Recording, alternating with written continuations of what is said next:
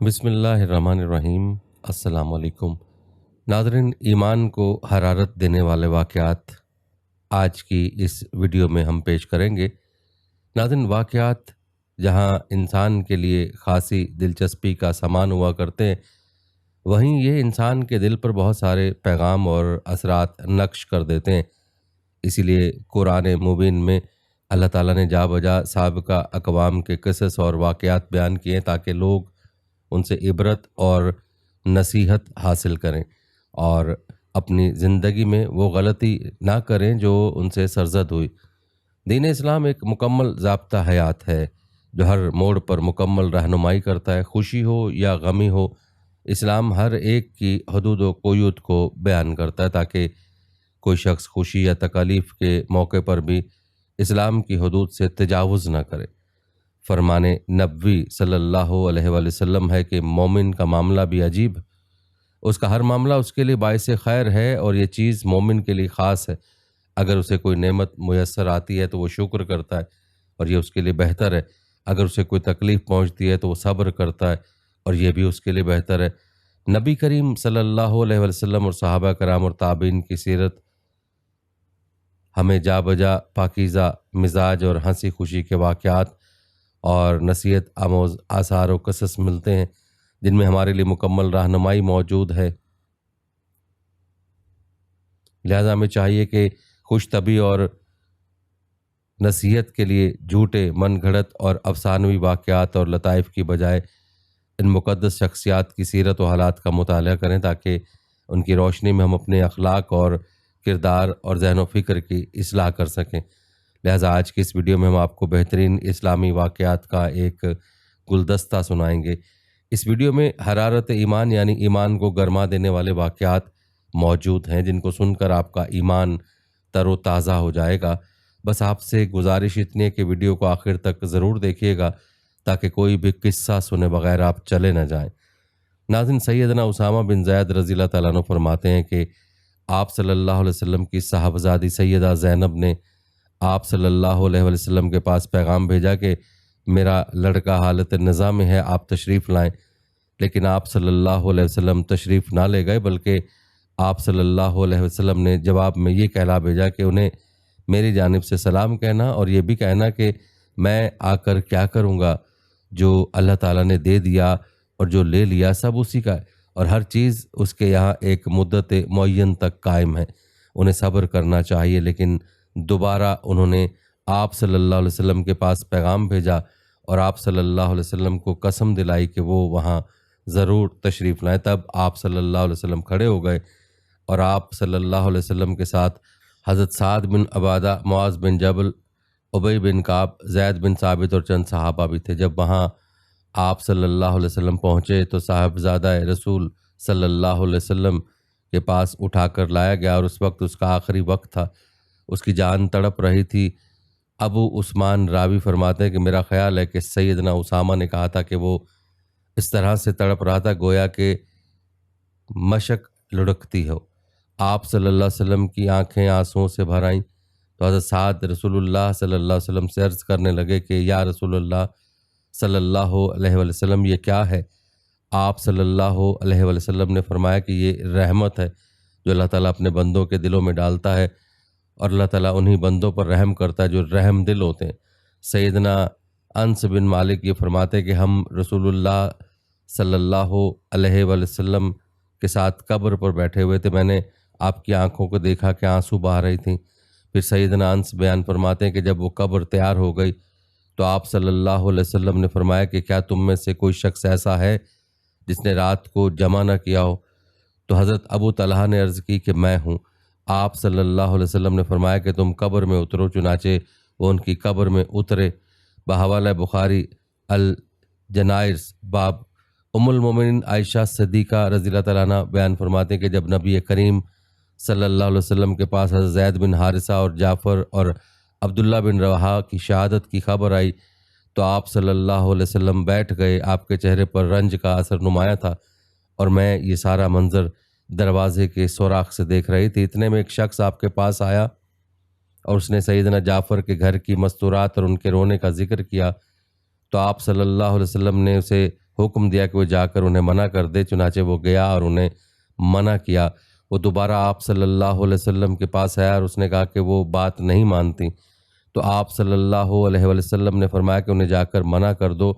وہ گیا اور منع کیا۔ پھر تیسری بار آپ صلی اللہ علیہ وسلم کے پاس آئے اور عرض کی کہ یا رسول اللہ صلی اللہ علیہ وسلم، وہ مجھ پر غالب آ گئی، میرا کہا نہیں مانتی۔ آپ نے فرمایا کہ جا کر ان کے منہ میں خاک ڈال دے۔ میں نے کہا کہ اللہ تیرا ناک خاک آلودہ کر دے، نہ تو رسول اللہ صلی اللہ علیہ وسلم کے حکم کی تعمیل کر سکتا ہے اور نہ ہی آپ صلی اللہ علیہ وسلم کی جان چھوڑتا ہے۔ ناظرین، یہاں آپ کو ایک دلچسپ بات سناتے چلے کہ سیدنا ابو ہریرہ رضی اللہ تعالیٰ عنہ رسول اللہ صلی اللہ علیہ وسلم سے روایت کرتے ہیں کہ رسول اللہ صلی اللہ علیہ وسلم نے فرمایا کہ جب اللہ تعالیٰ آسمانوں میں حکم صادر فرماتا ہے تو فرشتے اس کے حکم پر عاجزی سے اپنے پر مارنے لگتے ہیں، جیسے زنجیر صاف پتھر پر لگے تو آواز آتی ہے، اس طرح کی آواز پیدا ہوتی ہے۔ جب ان فرشتوں کے دلوں سے خوف کی حالت جاتی رہتی ہے تو ایک فرشتہ دوسرے فرشتے سے کہتا ہے کہ پروردگار نے کیا حکم فرمایا، دوسرا کہتا ہے کہ جو کچھ فرمایا ہے وہ حق ہے اور وہ بڑا بلند اور برتر ہے۔ بعض اوقات فرشتوں کی باتیں چوری سے بات اڑانے والے شیطان بھی سن لیتے ہیں اور وہ زمین سے آسمان تک اوپر تلے ہوتے ہیں، پھر بھی ایسا ہوتا ہے کہ آگ کا شعلہ سب سے اوپر والے شیطان کو لگ جاتا ہے اور اسے اس سے پہلے جلا دیتا ہے کہ وہ اپنے نیچے والے کو بات پہنچائے، اور کبھی ایسا ہوتا ہے کہ شعلہ اس تک نہیں پہنچتا، وہ اس سے نیچے والے کو اس طرح وہ بات زمین تک پہنچا دیتے ہیں، پھر وہ بات جادوگر تک پہنچا دی جاتی ہے، پھر وہ اس میں 100 جھوٹ ملا کر لوگوں سے بیان کرتا ہے۔ کوئی بات اس کی ٹھیک نکلتی ہے تو لوگ کہتے ہیں کہ دیکھو اس نے جو نے ہمیں فلاں دن یہ بات بتائی تھی کہ آئندہ ایسا ایسا ہوگا اور ویسا ہی ہو گیا، اس کی بات سچ نکلی، حالانکہ یہ ایک کچی بات ہوتی ہے جو براہ راست آسمان سے چرائی گئی تھی۔ حوالہ بخاری تفسیر سورہ ہجرہ۔ ایک روایت میں ہے کہ حضرت ابو ہریرہ رضی اللہ تعالیٰ عنہ یہ فرماتے ہیں کہ اللہ پاک جب آسمان میں کوئی فیصلہ فرماتا ہے تو فرشتے عاجزی سے پھڑپھڑانے لگتے ہیں اور اس کی آواز اس طرح ہوتی ہے کہ جس طرح صاف پتھر پر زنجیر کو مارنے سے آواز پیدا ہوتی ہے۔ گو جب ان کی گھبراہٹ چلی جاتی ہے تو وہ کہتے ہیں کہ اللہ نے حق فرمایا ہے، وہ بلند اور بڑا ہے۔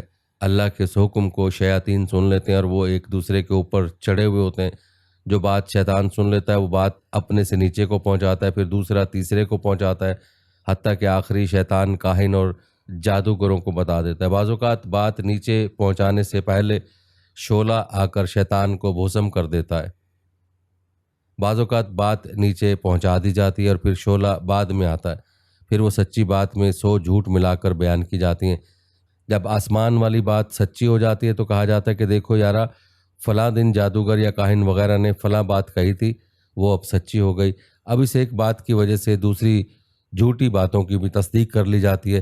حضرت حذیفہ فرماتے کہ رحمت دو عالم صلی اللہ علیہ وسلم نے ارشاد فرمایا کہ پہلے زمانے کے ایک شخص کے پاس موت کا فرشتہ اس کی روح قبض کرنے آیا۔ میت سے پوچھا گیا کہ تو نے زندگی بھر کوئی نیک عمل بھی کیا تھا؟ اس نے کہا کہ مجھے تو اپنا کوئی نیک عمل نظر نہیں آتا۔ اسے کہا گیا کہ سوچ لے، چنانچہ اس نے سوچ کر کہا کہ مجھے اور تو کوئی نیکی نظر نہیں آ رہی ہے، البتہ یہ ہے کہ میں لوگوں سے خرید و فروخت کرتا تھا اور میں اپنی رقم کا مطالبہ کرتا، اگر اس کے پاس پیسے نہیں ہوتے تھے تو اگر وہ شخص مالدار ہوتا تھا تو اسے مہلت دے دیا کرتا تھا، اور اگر وہ غریب ہوتا تھا تو اسے معاف کر دیا کرتا تھا۔ اللہ نے فرمایا کہ تو بندہ ہو کر معاف کرتا رہا تو میں رب ہو کر تجھے معاف کیوں نہ کر دوں؟ پھر اللہ نے اسے معافی دے کر جنت میں داخل کر دیا۔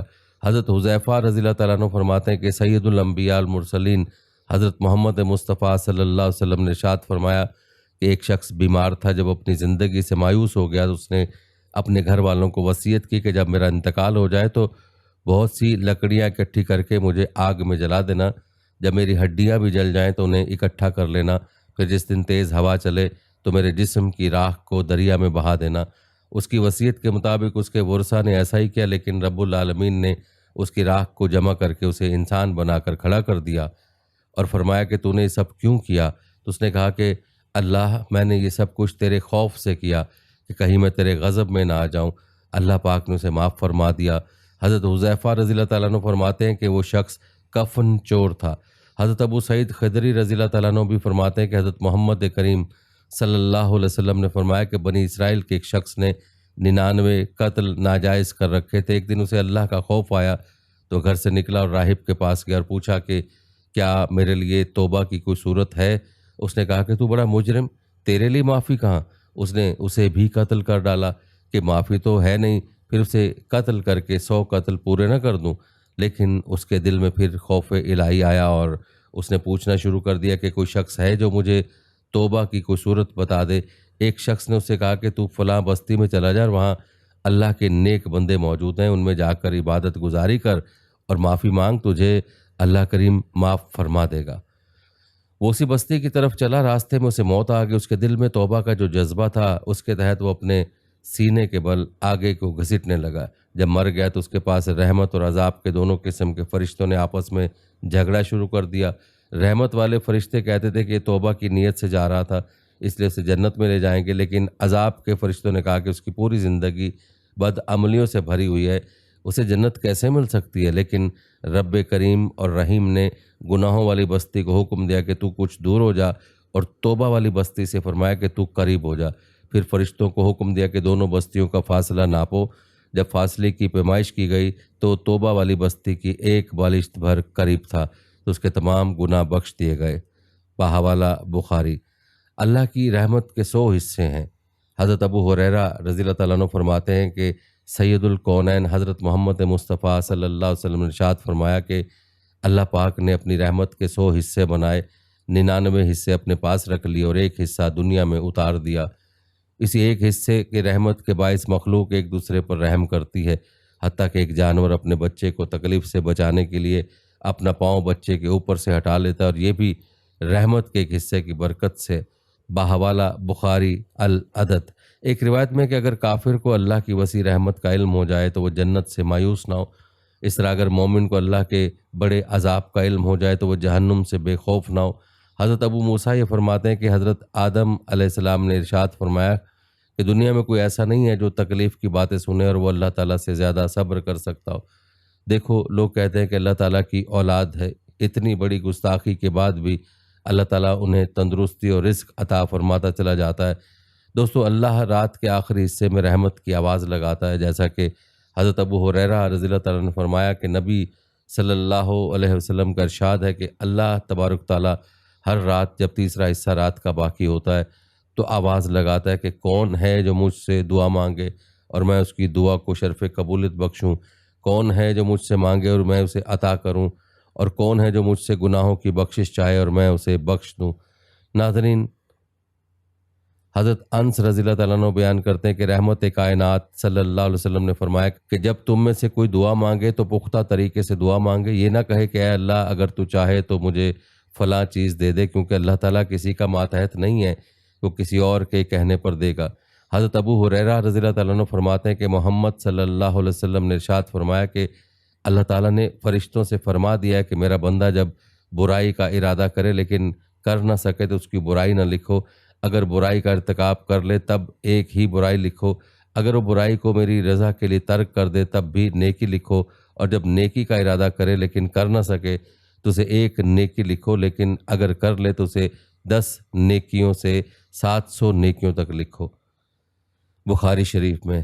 ناظرین، حضرت ابو ہریرہ رضی اللہ تعالیٰ عنہ فرماتے ہیں کہ حضرت محمد صلی اللہ علیہ وسلم نے ارشاد فرمایا کہ جب بندہ گناہ کر بیٹھتا ہے پھر وہ اپنے رب سے کہتا ہے کہ اے اللہ مجھے یہ گناہ معاف کر دے، تو اللہ فرماتا ہے کہ میرے بندے کو معلوم ہے کہ اس کا کوئی رب ہے جو گناہ کو معاف کرتا ہے اور عذاب بھی دیتا ہے، لہٰذا میں نے اپنے بندے کو بخش دیا۔ کچھ عرصے کے بعد اس سے دوبارہ گناہ ہو جاتا ہے تو کہتا ہے کہ اے رب مجھے بخش دے، تو اللہ فرماتا ہے کہ میرے بندے کو معلوم ہے کہ اس کا کوئی رب ہے جو گناہ کو معاف کرتا ہے اور گناہ پر گرفت بھی کرتا ہے، اس لیے میں نے اپنے بندے کو معاف کر دیا۔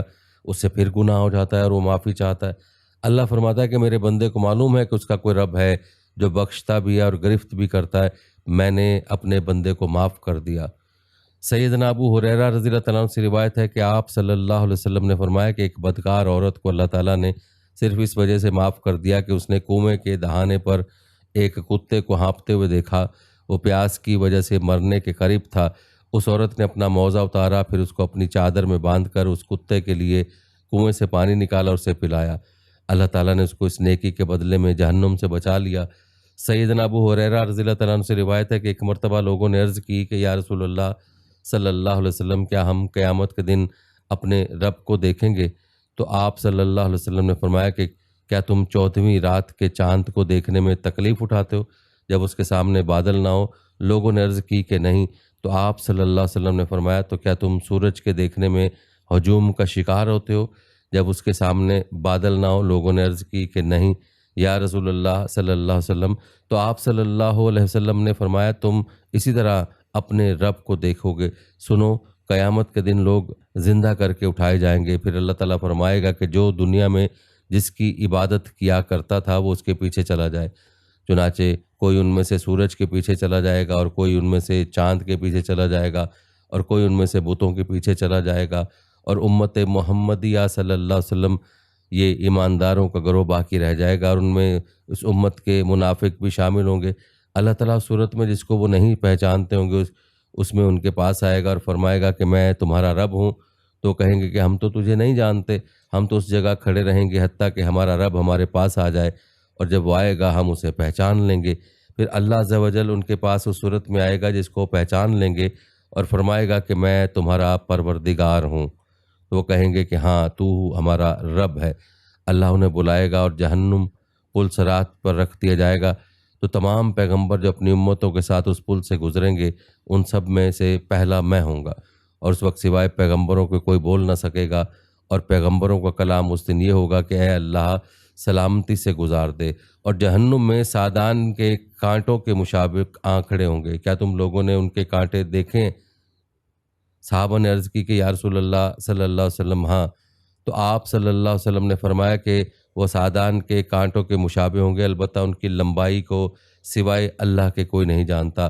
وہ آنکڑے لوگوں کو ان کے اعمال کے موافق، چنانچہ ان میں سے کوئی اپنے اعمال کے سبب جہنم میں گر کر ہلاک ہو جائے گا، اور کوئی ان میں سے مارے زخموں کے چور چور ہو جائے گا، اس کے بعد بالآخر نجات پائے گا، حتیٰ کہ جب اللہ دوزخیوں میں سے جن پر مہربانی کرنا چاہے گا فرشتوں کو حکم دے گا کہ جو اللہ کی عبادت کیا کرتے تھے وہ نکال لیے جائیں۔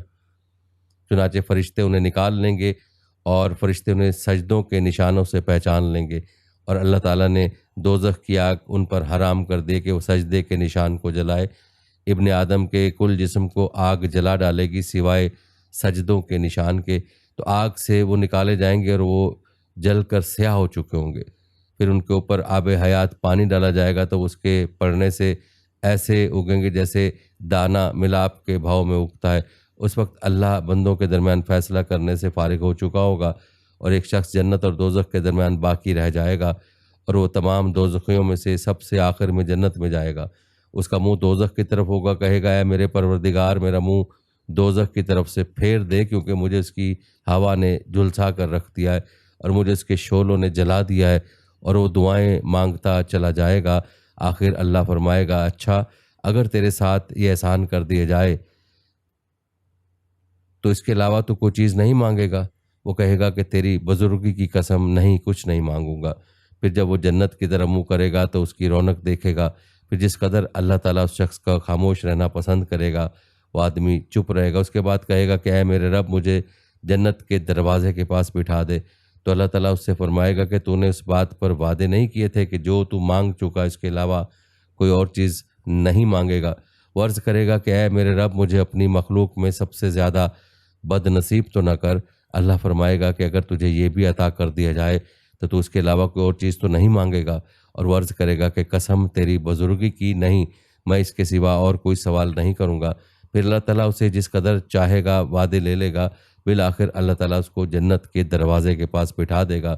جب وہ جنت کے دروازے کے پاس پہنچ جائے گا اور اس کی تر و تازگی اور رونق دیکھے گا تو جنتی تو جتنی دیر اللہ چاہے گا وہ چپ رہے گا، اس کے بعد کہے گا کہ اے میرے رب مجھے جنت میں داخل کر۔ اللہ عز و جل فرمائے گا کہ اے ابن آدم تو کس قدر وعدہ خلافی کرتا ہے، کیا تو نے اس بات پر وعدے نہیں کیے تھے کہ جو تجھے دیا جا چکا ہے اس کے سوا تو کچھ اور نہیں مانگے گا؟ وہ عرض کرے گا کہ اے میرے رب مجھے اپنی مخلوق میں سے سب سے زیادہ بد نصیب نہ کر۔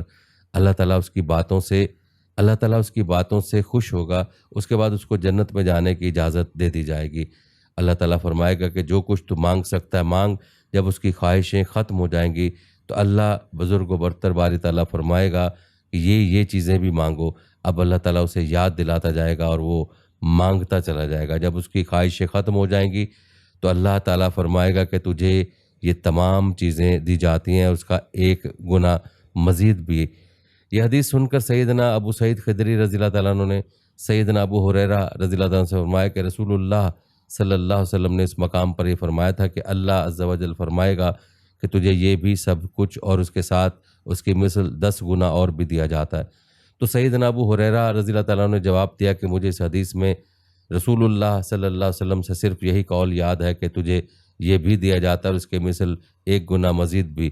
تو سیدنا ابو سعید رضی اللہ تعالیٰ عنہ نے فرمایا کہ میں نے تو نبی صلی اللہ علیہ وسلم کو فرماتے ہوئے سنا تھا کہ تجھے یہ اور اس کے مثل 10 گنا مزید دیا جاتا ہے۔ بحوالہ بخاری شریف۔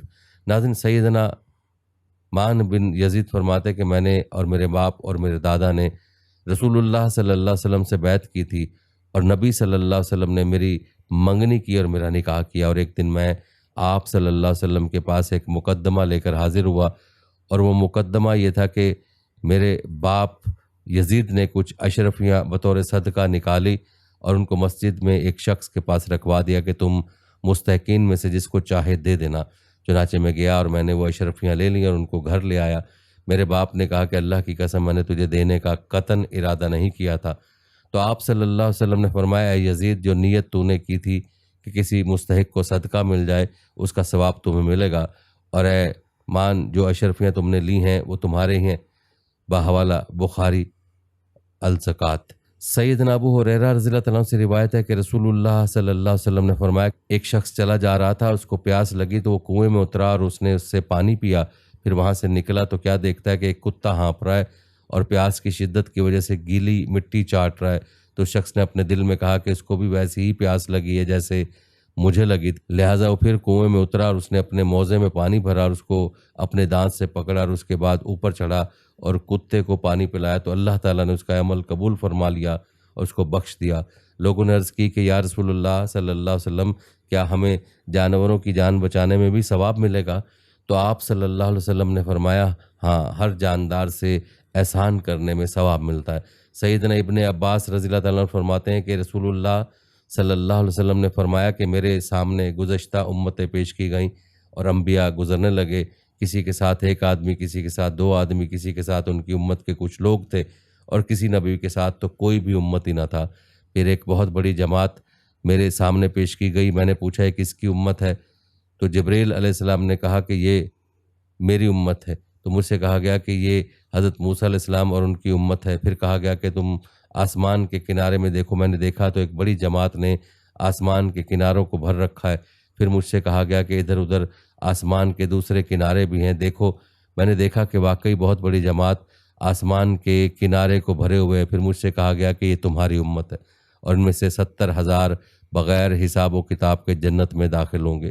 اس قدر فرما کر رسول اللہ صلی اللہ علیہ وسلم حجرے میں تشریف لے گئے، اور ہم لوگوں سے یہ ظاہر نہ فرمایا کہ وہ کون لوگ ہوں گے۔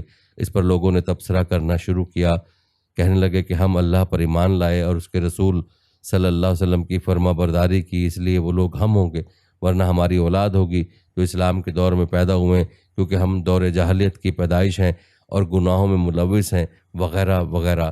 نبی پاک صلی اللہ علیہ وسلم کو اس بات کا علم ہوا تو آپ صلی اللہ علیہ وسلم باہر تشریف لائے اور فرمایا، وہ تو وہ لوگ ہیں جو نہ دم کرواتے ہیں، نہ کسی شے میں بدفعلی سمجھیں، اور نہ علاج کے لیے آگ سے داغ لگواتے ہیں، بلکہ اپنے اللہ ہی پر بھروسہ کرتے ہیں۔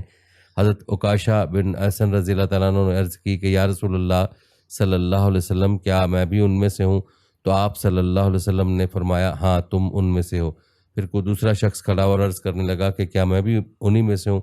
تو آپ صلی اللہ علیہ وسلم نے فرمایا، بس عکاشہ دعا کرانے میں تم سے سبقت لے گئے۔ ناظرین، سیدنا عمران بن حسین فرماتے کہ ہم ایک سفر میں نبی پاک صلی اللہ علیہ وسلم کے ساتھ تھے اور ہم رات کو چلے، یہاں تک کہ جب رات کا آخری حصہ آ گیا تو ہم نے پڑاؤ کیا اور سب سو گئے، اور مسافروں کے نزدیک اس سے زیادہ کوئی نیند میٹھی نہیں ہوتی۔ پھر ہمیں سورج کی گرمی نے بیدار کیا، سب سے پہلے جو شخص جاگا وہ فلاں شخص تھا، پھر فلاں شخص تھا، پھر فلاں شخص تھا، پھر سیدنا عمر بن خطاب چوتھے جاگنے والے شخص تھے، اور نبی پاک صلی اللہ علیہ وسلم جب سو جایا کرتے تھے تو ان کو کوئی بیدار نہ کرتا تھا، حتیٰ کہ آپ صلی اللہ علیہ وسلم خود بیدار ہو جائیں۔ کیونکہ ہم نہیں جانتے تھے کہ آپ صلی اللہ علیہ وسلم کے لیے آپ کے خواب میں کیا ہو رہا ہے۔ مگر جب سیدنا عمر رضی اللہ تعالیٰ عنہ بیدار ہوئے اور انہوں نے وہ حالت دیکھی جو لوگوں پر طاری تھی، اور وہ طاقتور آدمی تھے، تو انہوں نے بلند آواز سے تکبیر کہی اور برابر تکبیر کہتے رہے اور تکبیر کے ساتھ اپنی آواز بلند کرتے رہے، یہاں تک کہ ان کی آواز کے سبب نبی کریم صلی اللہ علیہ وسلم بیدار ہو گئے۔ جب آپ صلی اللہ علیہ وسلم بیدار ہوئے تو جو مصیبت لوگوں پر پڑی تھی اس کی شکایت آپ سے کی گئی۔ آپ صلی اللہ علیہ وسلم نے فرمایا کہ کوئی مسئلہ نہیں ہے، اس لیے کہ یہ سونا جان بوجھ کر نہیں تھا۔ پھر چلے اور تھوڑی دور جا کر وضو کا پانی منگوایا، پھر وضو کیا، اذان کہی گئی اور آپ صلی اللہ علیہ وسلم نے لوگوں کو نماز پڑھائی۔ تو جب آپ نماز سے فارغ ہوئے تو اچانک ایک ایسے شخص پر آپ کی نظر پڑی جو گوشے میں بیٹھا ہوا تھا، لوگوں کے ساتھ اس نے نماز نہیں پڑھی تھی۔ آپ صلی اللہ علیہ وسلم نے فرمایا، اے فلاں، تجھے لوگوں کے ساتھ نماز پڑھنے سے کس چیز نے روکا؟ تو اس نے کہا کہ مجھے جنابت ہو گئی تھی اور پانی نہیں تھا۔ آپ صلی اللہ علیہ وسلم نے فرمایا کہ تیمم کر لو، وہ تمہیں کافی ہے۔ پھر نبی صلی اللہ علیہ وسلم چلے تو لوگوں نے آپ صلی اللہ علیہ وسلم سے پیاس کی شکایت کی، تو آپ صلی اللہ علیہ وسلم پھر اتر پڑے اور ایک شخص کو اور سیدنا علی بن ابی طالب رضی اللہ تعالیٰ عنہ کو بلایا اور فرمایا کہ دونوں جاؤ اور پانی تلاش کرو۔ دونوں چلے تو ایک عورت ملی جو پانی کے دو مشکیزوں کے درمیان اپنے اونٹ پر بیٹھے جا رہی تھی۔ تو ان دونوں نے اس سے پوچھا کہ پانی کہاں ہے؟ اس نے کہا کہ کل میں اس وقت پانی پر تھی اور ہمارے مرد پیچھے آ رہے ہیں۔ دونوں نے اسے کہا کہ خیر اب تو ہمارے ساتھ چل۔ بولی کہ کہاں؟ انہوں نے کہا کہ رسول اللہ صلی اللہ علیہ وسلم کے پاس۔ اس نے کہا کہ وہ شخص جسے بے دین کہا جاتا ہے؟ انہوں نے کہا کہ ہاں وہی جن کے متعلق یہ خیال کرتی ہو، تو چل تو صحیح۔ بس وہ دونوں اسے رسول اللہ صلی اللہ علیہ وسلم کے پاس لائے اور آپ صلی اللہ علیہ وسلم سے سارا واقعہ بیان کیا۔ سیدنا عمران فرماتے ہیں کہ پھر لوگوں نے اسے اس کے اونٹ سے اتارا اور نبی پاک صلی اللہ علیہ وسلم نے ایک برتن منگوایا اور دونوں مشکوں کے منہ کھول کر اس میں سے کچھ پانی اس برتن میں نکالا۔ اس کے بعد ان اوپر والے منہ کو بند کر دیا اور نچلے منہ کو کھول دیا اور لوگوں میں آواز دی گئی کہ پانی پیو اور اپنے جانوروں کو بھی پلاؤ۔ جس نے چاہا خود پیا اور جس نے چاہا جانوروں کو پلایا، اور آخر یہ ہوا کہ جس شخص کو جنابت ہو گئی تھی اس کو ایک برتن پانی کا دیا اور آپ صلی اللہ علیہ وسلم نے فرمایا کہ جاؤ اس کو اپنے اوپر ڈال دو۔ اور وہ عورت کھڑی یہ سب کچھ دیکھ رہی تھی کہ اس کے پانی کے ساتھ کیا کیا جا رہا ہے، اور اللہ کی قسم جب پانی اس کے مشکوں سے لے لیا گیا تو یہ حال تھا کہ ہمارے خیال میں وہ اب اس سے بھی زیادہ بھری ہوئی تھی جب آپ نے پانی لینا شروع کیا تھا۔ پھر نبی پاک صلی اللہ علیہ وسلم نے فرمایا کہ اس کے لیے کچھ کھانا پینا جمع کر دو۔ لوگوں نے اس کے لیے اجوا، کھجور، انار اور ستو وغیرہ جمع کر دیے اور ایک کپڑے میں باندھ دیا۔ اس عورت کو اس کے اونٹ پر سوار کر دیا اور کھانے کا سامان اس کے آگے رکھ دیا۔ پھر آپ صلی اللہ علیہ وسلم نے اس سے فرمایا کہ تم جانتے ہو کہ ہم نے تمہارے پانی میں سے کچھ بھی کم نہیں کیا، لیکن اللہ نے ہمیں پانی پلایا۔ اور وہ عورت اپنے گھر والوں کے پاس آئی اور چونکہ وہ راہ میں روک لی گئی تھی اور وہ دیر سے گھر پہنچی تھی، انہوں نے کہا کہ تجھے کس نے روک لیا تھا؟ تو اس نے کہا کہ عجیب بات پیش آ گئی تھی، مجھے دو آدمی ملے اور مجھے اس شخص کے پاس لے گئے جسے بے دین کہا جاتا ہے، اور اس نے ایسا کام کیا۔ اللہ کی قسم یقیناً وہ شخص زمین اور آسمان کے درمیان میں سب سے بڑا جادوگر ہے، یا پھر وہ سچ مچ اللہ کا رسول ہے۔ اس کے بعد مسلمان اس کے آس پاس کے مشرکوں سے لڑتے رہے، لیکن جس بستی میں وہ عورت رہتی تھی اسے چھوڑ دیتے تھے۔ ایک دن اپنی قوم سے کہا کہ میں سمجھتی ہوں کہ مسلمان لوگ جان بوجھ کر تمہیں چھوڑ دیتے ہیں، تو کیا تم مسلمان نہیں ہو جاتے؟ تو انہوں نے اس کی بات مان لی اور اسلام میں داخل ہو گئے۔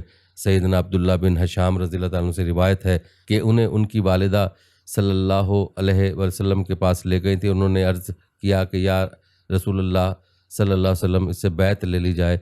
نبی کریم صلی اللہ علیہ وسلم نے فرمایا کہ ابھی یہ چھوٹا ہے، ان سے ابھی بیعت لینا بے فائدہ ہے۔ آپ صلی اللہ علیہ وسلم نے اس کے سر پر ہاتھ پھیرا اور اس کے لیے دعا کی۔ راوی کہتا ہے کہ وہی اب الگ حشام بازار جاتے اور غلہ خریدتے تھے، پھر کبھی سیدنا ابن عمر اور ابن زبیر ان سے مل جاتے تو فرماتے کہ ہمیں بھی اپنے ساتھ شریک کر لو، کیونکہ نبی پاک صلی اللہ علیہ وسلم کو ہم نے تمہارے لیے برکت کی دعا مانگتے ہوئے سنا تھا، تو ان کو شریک کر لیتے تھے۔ اکثر اوقات پورا اونٹ غلے کے ساتھ بطور نفع کے حصے میں آ جاتا تھا اور اس کو اپنے گھر روانہ کر دیتے تھے۔ ناظرین، یہ تھی ہماری آج کی ویڈیو۔ ہم امید کرتے ہیں کہ آپ کو ہماری آج کی ویڈیو بھی ضرور پسند آئی ہوگی، اور آپ سے گزارش ہے کہ اپنے دوستوں کے ساتھ بھی اس ویڈیو کو شیئر کیجیے تاکہ ان کا بھی ایمان تازہ ہو جائے۔ ویڈیو اگر آپ نے مکمل دیکھی ہے تو کمنٹ سیکشن میں تو کمنٹ سیکشن میں مکمل یا کمپلیٹ لفظ ضرور لکھ دیجیے گا تاکہ ہماری حوصلہ افزائی ہو سکے۔ آنے والی ویڈیو تک کے لیے ہمیں اجازت دیجیے۔ اللہ حافظ۔